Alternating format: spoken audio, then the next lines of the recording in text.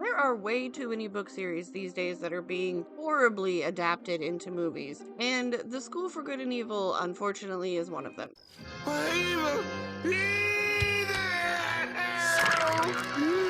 Don't get me wrong, the movie is great cinematically, but it uses scenes from all 6 books and even parts of the prequels, so that makes it nearly impossible to build a sequel movie because the biggest climax has already happened. I mean, Sophie can't die twice.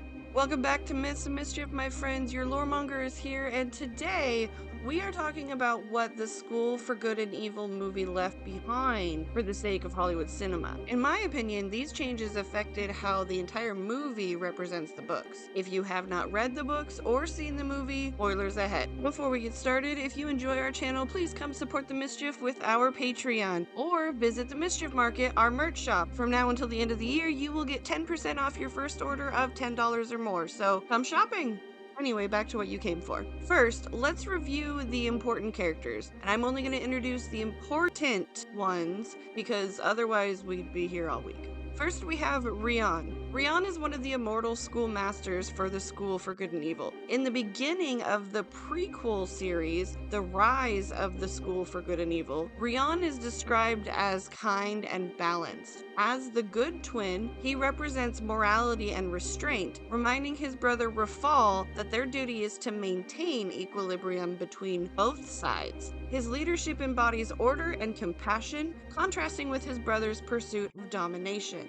Next, we have Rafal. Rafal is the twin brother of Rian, and he is the embodiment of evil, as well as his brother's fellow schoolmaster. For a century, the two ruled together, but Rafal's hunger for control fractured their bond. After the Great War that split good and evil, Rafal used his magic to kill his own brother. It was an act so vile that the Storian punished evil by ensuring it would not win for the next 200 years. His betrayal defines the imbalance that drives the entire book series. Side note, in the movie, it is revealed that Rafal killed his brother and then stole his identity. So for much of the movie, Rian is actually Rafal in disguise.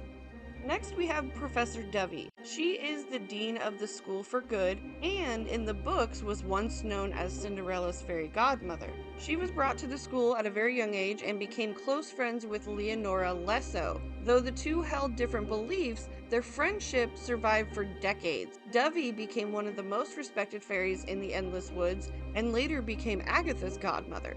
The late Lady Lesso is the former dean of the School for Evil. Her past is shadowed by loss and secrecy. She gave birth to a son, Auric, and hid him in a cave near the school to protect him. When a school rival revealed his existence, Lesso was forbidden to see him again. The heartbreak hardened her, and she poured her energy into becoming impenetrable.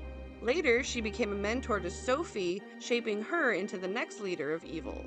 Sophie begins as one of the series' protagonists and evolves into one of the most morally complex characters. Once she was a reader from Gavaldon, but then she was taken to the school alongside her best friend Agatha. Sophie is described as strikingly beautiful, with long golden hair, red lips, and green eyes. But her obsession with beauty and status masks her insecurity and pride. Throughout the series, she manipulates others to reach her goals, and her fixation on Tedros leads her to make very dangerous choices. Her charm, ambition, and recklessness make her one of the most unpredictable characters in the story. Agatha is Sophie's best friend and the eventual queen of Camelot. She lives with her mother in Gavaldon's cemetery and is often misunderstood because of her appearance. Agatha has short black hair, pale skin, and large hazel eyes that seem to see through people. She's empathic and intuitive, capable of sensing others' emotions, and even communicating with animals when she concentrates. Agatha embodies the heart of the story's moral conflict, representing the idea that goodness is a choice. Tedros is the son of King Arthur and Queen Guinevere. At first, he's portrayed as arrogant and entitled, reflecting the flaws of traditional fairy tale heroes. Over time, Agatha's influence reshapes how he views leadership and love. Their relationship is marked by many trials that test their loyalty, but Tedros grows into a very capable ruler who learns to balance that strength with humility.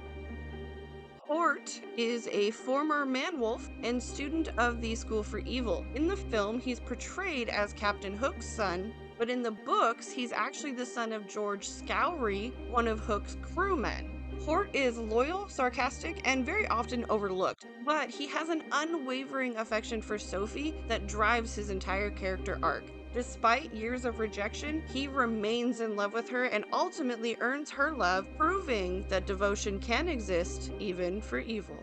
Okay, so now that you've met the most important people in the cast, let me talk about the changes that make me a very angry panda. In the movie, only the bookstore owner in Gavaldon seems to know the School for Good and Evil even exists. The rest of the village acts completely oblivious. In the books, the kidnappings are every 4 years, so essentially a ritual. The villagers live in fear of the school because their children disappear, and then a new fairy tale book randomly appears after a few years. The movie's version turned Gavaldon into a generic, fearful village instead of a superstitious society that was shaped by the terror of losing their children to this weird school.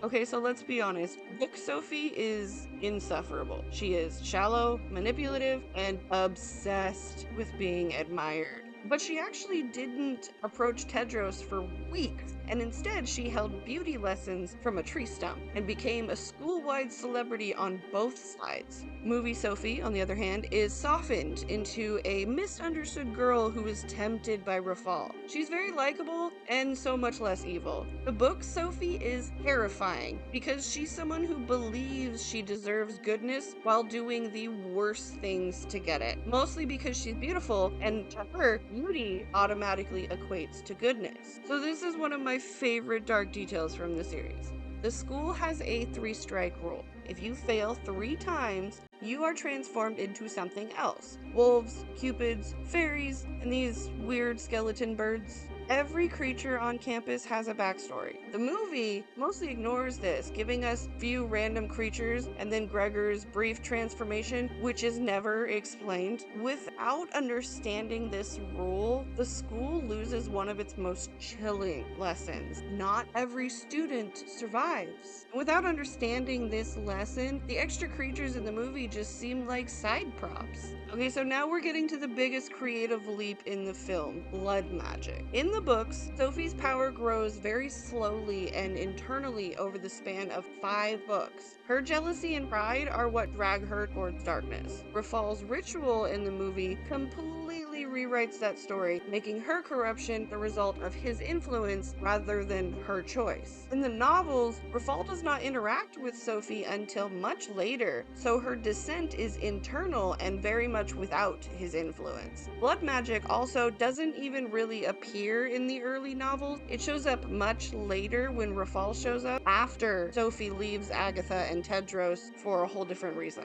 By giving her blood magic within the first year that she gains her magic, it doesn't show the audience how hard Sophie worked to truly be good, and it kind of damaged her character development. Okay, so here's the most important points that the movie completely skips over. Spoilers incoming. Agatha and Sophie are actually twin sisters.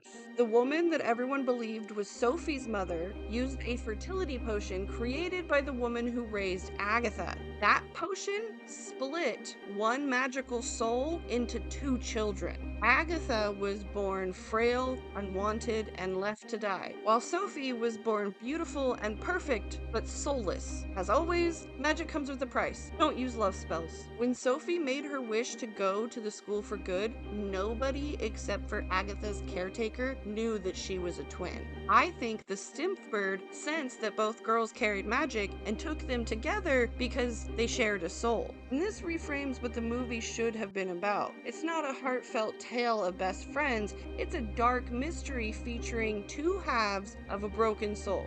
craziest part is that if Agatha hadn't followed Sophie to the woods, Sophie probably would have become the Queen of Camelot. Overall, the film's visuals are stunning, the cast does amazing work, but the script lost something that made the author's writing powerful and turned it into yet another dark teenage fantasy romance. The author's world blurs the line between good and evil. The charm of the series comes from the willingness to be ugly and complicated and honest about human morality. And as much as I love the School for Good and Evil movie, it's beautiful but a little hollow. It captures the magic but loses the meaning. For longtime fans, it kind of feels like watching the ending before the beginning. For those like me who saw the movie first, read the books. You will find a world full of bad choices and plot twists that the movie just never showed. This is not product placement for the books, they're just really good.